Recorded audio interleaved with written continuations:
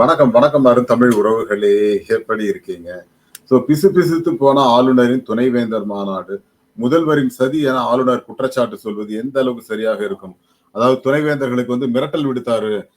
போலீஸ வச்சு மிரட்டினாரு அப்படின்லாம் சில தகவல்களை பேசியிருக்காரு ஆளுநர் அவர்கள். ஆளுநருக்கு ஒரு விஷயங்க.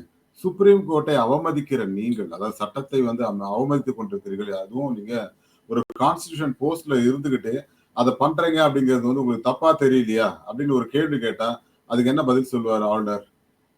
இது சுப்ரீம் கோர்ட்ட மீண்டும், மீண்டும், மீண்டும் அவமதிப்பதற்கு கரெக்ட்டா இருக்கும் அப்படிங்கிற மாரி தான் இருக்கு. காரணம் இன்னொரு விஷயத்த நான் சொல்றேன். ஆ ஆளுநரை பொறுத்தவரைக்கும் துணை ஜனாதிபதிய கூப்பிட்டு வராரு துணைவேந்தர் மாநாட்டுக்கு. அதாவது துணை ஜனாதிபதியும் அந்த தவறை செய்கிறார் அப்படிங்கிறது தான். இவர்களுக்கு எதிராக திமுக அரசு ஏதோ நடவடிக்கை எடுக்க போறாங்க. சுப்ரீம் கோர்ட் போறாங்க மறுபடியும் அப்படின்லாம் சொல்லப்படுகிறது.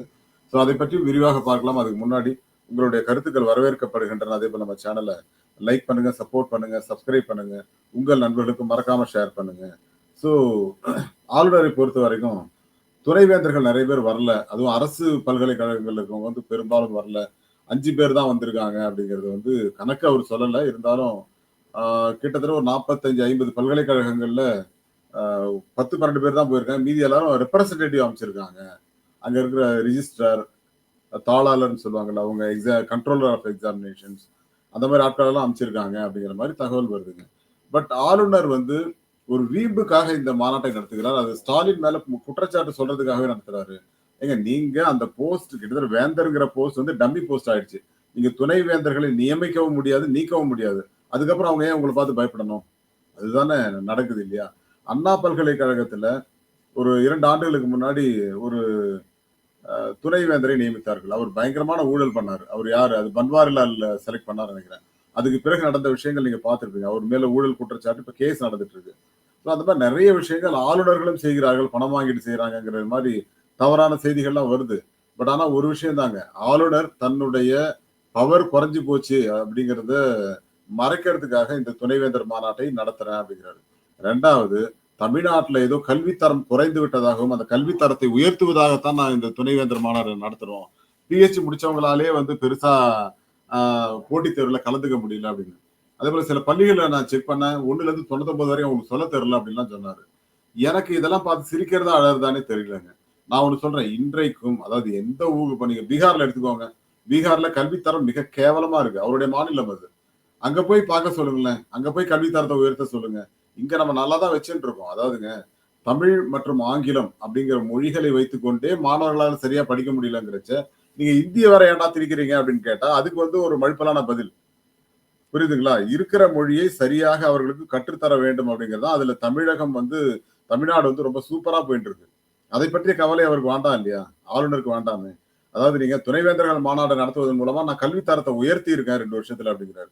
ஒரு துணைவேந்தர் மாநாடு நடத்துவதன் மூலமாக என்ன தரத்தை அவர் உயர்த்த முடியும்? ஒரு 2 நாள்ல அவரு அவங்களுக்கு சொல்லிக் கொடுத்து அப்படியே அவங்க எல்லாத்தையும் நாட்டையே மாத்திருவாங்க. துணைவேந்தர்களுக்கு பள்ளிகளுக்கும் என்ன சம்பந்தம்? இவரு அதாவது உளரலாம் ஓரளவுக்கு. உளறி தன்னை பாசிட்டிவா ப்ரூவ் பண்ணுங்கிறதுக்காக என்ன வேணா பண்ணணும்னு நினைக்கிறாரோ அப்படிங்கிற மாதிரி தான் ஒரு சந்தேகத்தை கிளப்பி இருக்கு.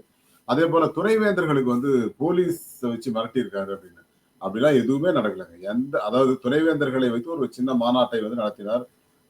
நம்ம இந்த காமராஜர் அரங்கம் ஏதோ ஒரு இதுல போய் முதலமைச்சர் பண்ணாரு. அவங்க எல்லாரும் வந்தாங்க. ரொம்ப அழகா அவங்களுக்கு அதாவது நீங்க இந்த ஜெய் ஸ்ரீராம் சொல்றது, மத வழிபாட்டை ஊக்குவிக்கிறது, அதெல்லாம் தவிர்த்துருங்க அப்படின்னா ரொம்ப அழகா சொல்லி கொடுத்திருக்காரு.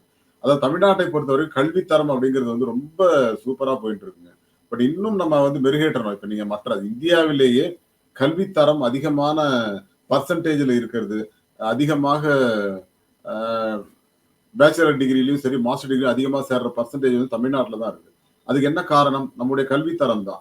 அதே போல பெண்கள் கல்வியிலையும் நம்ம முதன்மையில இருக்கோங்க. இந்தியாவிலேயே பெண்கள் கல்வியில முதன்மையில இருக்கோம். அதெல்லாம் விட்டுட்டு இங்க ஏதோ ஒரு இங்க சரியில்லைன்னு சொல்றதன் மூலமா பீகாரையும் உத்தரப்பிரதேசத்தையும் தூக்கி வைக்க நினைக்கிறாரா? அங்க வருஷத்துக்கு 11 லட்சம் பேர் இந்தியில ஃபெயில் ஆகலாம். வட மாநிலங்கள். அதை போய் பாருங்கடா அப்படின்னா, இங்க உட்காந்து குறை சொல்லிட்டு உட்காந்துருக்காரு. இங்க நீங்கள் எங்களுக்கு பாடம்லாம் எடுக்க வேண்டாம். அந்த பாடம் எடுக்கிறதுனால நீங்க பீகார், உத்தரப்பிரதேசம் நிறுத்திக்கோங்க. பட் இங்க நீங்க அதை செய்ய வேண்டாம் அப்படிங்கிறதா. துணைவேந்தர்களுக்கு போலீஸை வச்சு மிரட்டினாங்க அப்படின்லாம் சொல்றாரு. எந்த துணைவேந்தராவது உங்கள்ட்ட கம்ப்ளைண்ட் கொடுத்தாங்களா? காப்பி வச்சிருக்கீங்களா?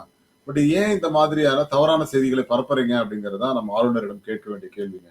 அதாவது ஆட்டுக்கு தாடியும் நாட்டுக்கு ஆளுநரும் தேவையில்லை அப்படின்னு சொல்லி அண்ணா அவர்கள் சொன்னார் இல்லையா? அந்த மாதிரி ஆளுநர் அப்படிங்கிறது தேவையில்லை. இது வந்து ஒரு டம்மியான போஸ்ட்மேன், தபால்காரர் அவரு அவ்வளவுதான். அதுக்கு தமிழிசை வந்து குதி குதின்னு குதிச்சாங்க. நான் ஒண்ணு சொல்றேங்க. அவர் பணம் செலவு பண்றதே வேஸ்ட். இதுல இவர் கொண்டு போய் துணைவேந்தர் மாநாடு நடத்துறேன்னு போய் ஒரு செலவு வருஷ கணக்குல கோடி கணக்குல செலவு பண்ணிக்கிட்டு இவர் அதை வச்சுதான் நான் கல்வித்தரம் உயருது தமிழ்நாட்டுலங்கிறாரு. தமிழ்நாட்டுல கடந்த 50 ஆண்டுகளாக உயர்ந்து கொண்டிருக்குதுங்க. இன்னைக்கு நேத்து கிடையாதுங்க. அதாவது பீகாரை விட மோசமான நிலைமையில 67க்கு முன்னாடி இருந்தது கல்வித்தரம். காமராஜர் அவர்கள் வந்ததுக்கு பிறகு ரொம்ப சூப்பரா மாறுச்சு. பட் அதுக்கு பிறகு அண்ணா அவர்களும் சரி, கலைஞர் அவர்களும் சரி, எம்ஜிஆரும் சரி, எல்லோரும் அந்த கல்வித்தரத்தை உயர்த்துவதற்காக தான் நிறைய விஷயங்களை பண்ணாங்க.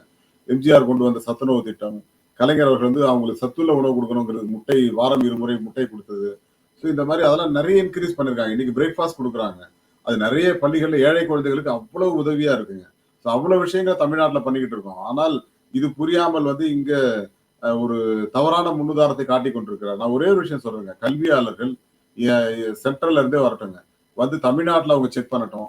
பீகார்லயும் உத்தரப்பிரதேசலையும் போய் செக் பண்ண சொல்லுங்க. எங்க கல்வி மோசமாக இருக்கிறதுன்னு பாருங்க. அவங்க மாநிலத்தை முதல்ல கரெக்ட் பண்ண சொல்லுங்க.